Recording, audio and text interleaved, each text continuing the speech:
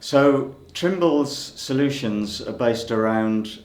requirements that need GPS and location of people or of vehicles or of assets. So we work in heavy highway construction, agriculture, forestry, mining, surveillance, but the part of Trimble that I belong to is field service management. So where GPS comes into it is to do with knowing the locations of workers, the locations of vehicles, telematics, getting real-time information from vehicles about the health of those vehicles, for example,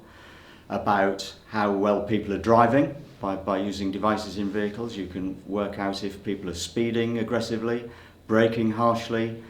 swerving, doing harsh manoeuvres, and you can understand the driving styles. And then using the location of people, you can also feed that into scheduling algorithms to arrive at the best plans for working out what order do I do my work in, who shall I give the work to, when do they need to be there, and match up things like skills requirements and asset availability and the availability of people and so on and so forth. So that's how Trimble uses GPS in my part of the division. A lot of the people that we speak to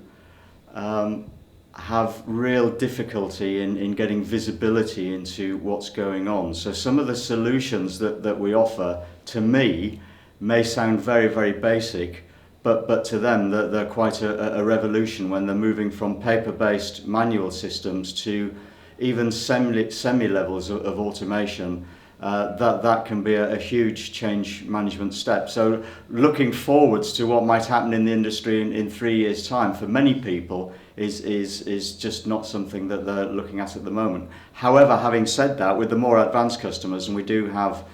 customers in the UK with workforces of over 25,000, 10,000 for example, those more forward-looking organisations are looking to see how they can use the Internet of Things, for example, to help them understand when an asset is going to break down so that they can send somebody out there before it breaks down. And obviously if assets aren't serviceable, then the company that is using those assets is losing money, or it may be your own company's assets and you can't deploy those to generate revenue for you. So if you can be better at understanding when something's going to break, then you can take preventative action beforehand and be proactive. So the Internet of Things there, where you've got machines connected to machines, and you're getting remote diagnostics, you're getting real-time information being fed back out from the field, will help field service organisations in that respect. I think the other aspect of it is how people can use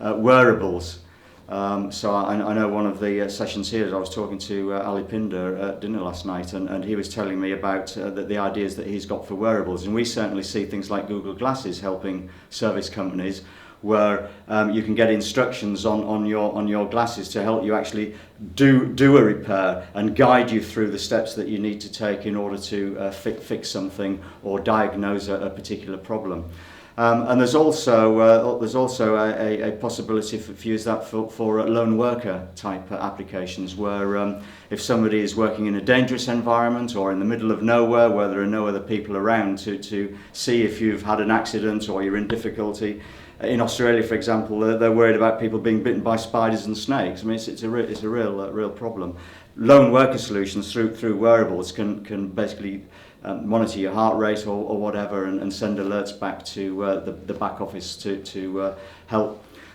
detect that somebody's in difficulty and send somebody out there to help them. So I would say the Internet of Things and wearables and that type of technology are maybe two of the things that we're starting to get people asking us, what do we think, and how can our technologies help them.